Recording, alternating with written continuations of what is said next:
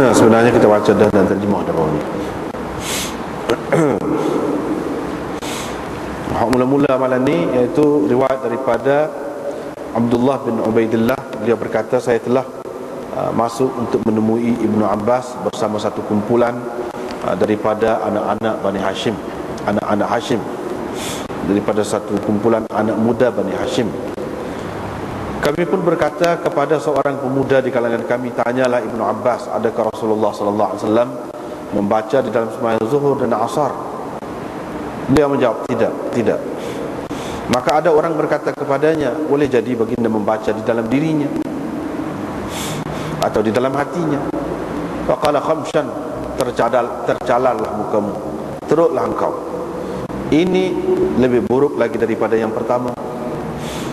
Sesungguhnya baginda adalah hamba yang diperintahkan menyampaikan apa yang diutuskannya membawanya, dan baginda tidak mengkhususkan kami dengan apa-apa selain daripada tidak mengkhususkan kami dengan sesuatu yang tidak diberikan kepada orang lain, melainkan 3 perkara.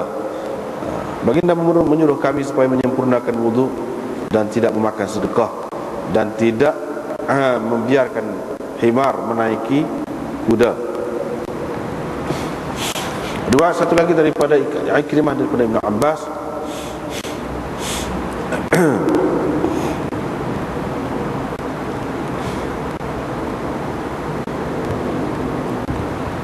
Beliau berkata, saya tidak tahu atau saya tidak pasti adakah Rasulullah sallallahu alaihi wasallam membaca dalam sembahyang zuhur dan asar ataupun tidak.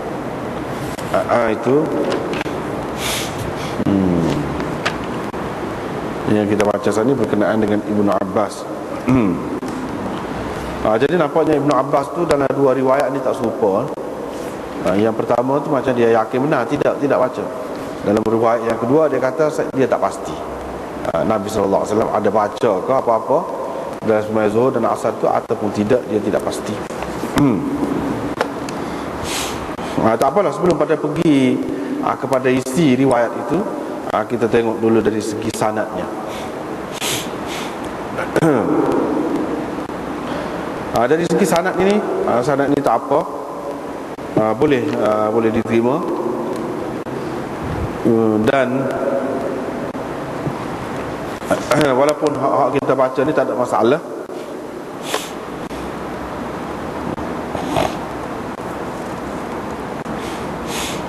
Tapi dalam riwayat Tirmizi, hadis ini juga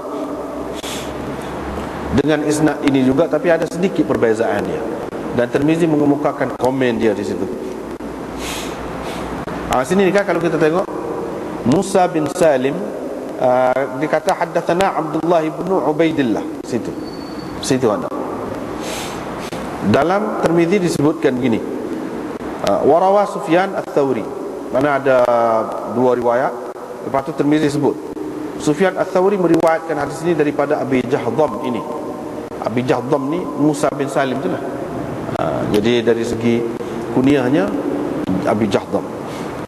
Sufyan ni yang meriwayatkan daripada Abi Jahdam, Musa bin Salim ni Abdul Warith. Dalam riwayat Tirmizi kata, dia kata Sufyan meriwayatkan daripada Abi Jahdam ini juga, dan dia kata daripada Ubaidillah bin Abdillah bin Abbas, daripada Ibnu Abbas. Gitu. Maknanya dia tidak kata Abdullah bin Ubaidillah, tetapi dia kata Sufyan dalam riwayat dia kata Ubaidillah, bukan Abdullah bin Ubaidillah, tetapi Ubaidullah bin Abdullah. Ini tukarlah, pusing.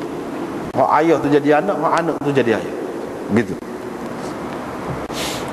Lepas tu Imam Tirmizi kata, saya telah mendengar Muhammad, yakni Imam Bukhari, berkata, hadis Ats-Tsauri tidak mahfuz. Ats-Tsauri telah waham dalam meriwayatkannya. Yang betulnya ialah apa yang diriwayatkan oleh Ismail bin Uliyyah dan Abdul Warith bin Sa'id daripada Abi Jahdam, daripada Abdullah bin Ubaidillah bin Abbas. Gitu. Daripada Abdullah bin Ubaidillah serupa dalam Abu Daud ini, riwayat Abdul Warith. Riwayat yang lain Ismail bin Ulayyah, itu betul, dia kata Abdullah bin Ubaidillah. Adapun riwayat Sufyan Ats-Tsauri, Imam Bukhari kata tidak mahfuz. Riwayat itu mana tak betul lah lagu tu. Tsauri waham, keliru, tukarlah nama tu, tukar.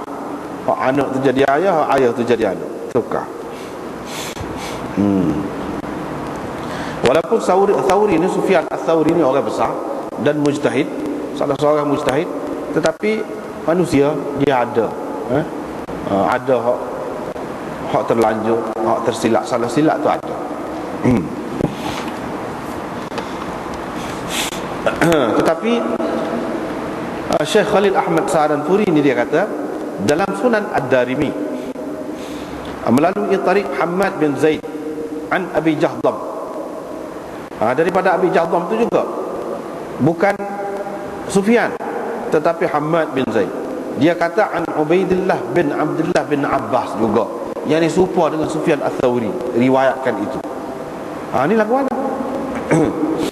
Kalau lagu ni kita nak kata Sufyan Ats-Tsauri waham, tak pernah sabar. Dia pun kata wala'allahu tashif minal katib, ini kesilapan penyalin tadi, penyalin kitab tu. Sebenarnya hak dalam Darimi itu pun serupa dengan hak ramai-ramai juga, iaitu Abdullah bin Ubaidillah, bukan Ubaidillah bin Abdullah.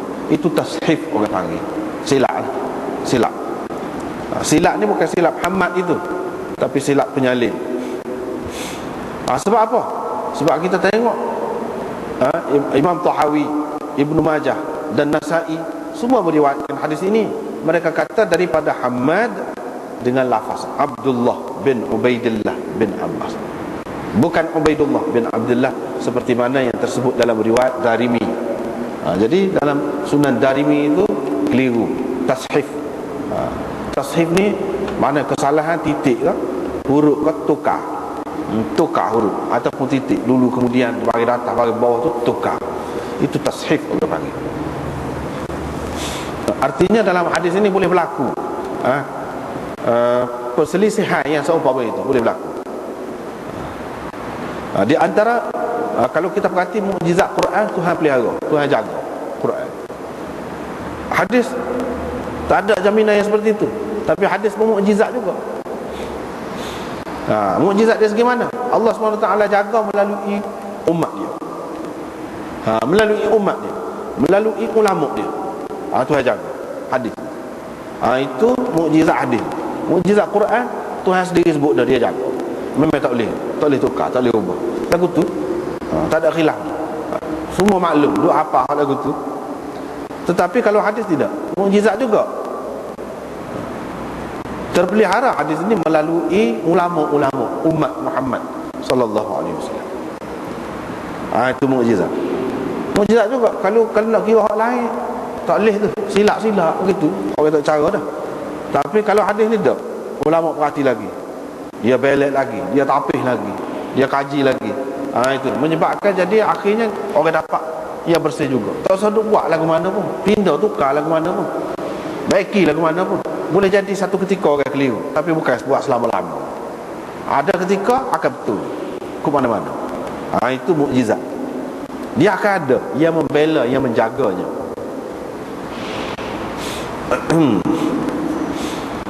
Dia kata saya masuk menemui Ibnu Abbas, dakhaltu ala, yang dia masuk menemui dalam rumah dia lah kira-kiranya, ataupun di suatu tempat di bahagian dalam dia masuk jumpa dengan Ibnu Abbas bersama dengan satu kumpulan anak-anak muda. Lalu kami kata kepada salah seorang, tanyalah Ibnu Abbas, Rasulullah baca kau dalam semaya zuhur dan semaya asar ni, pasal kan dia kohor kan, senyap kan, tak ada bunyi, jadi dia baca kau. Ibnu Abbas kata tak baca. Orang apa kata boleh jadi dia baca dalam hati dia ke mana? Dia kata khamshan ni tercalal lah mukamu. Kita tak kacau lagu tu. Mana dia teruklah kamu ni, teruklah kamu. Orang kita kan kalau orang kacau punah ranah mu ni, punah ranah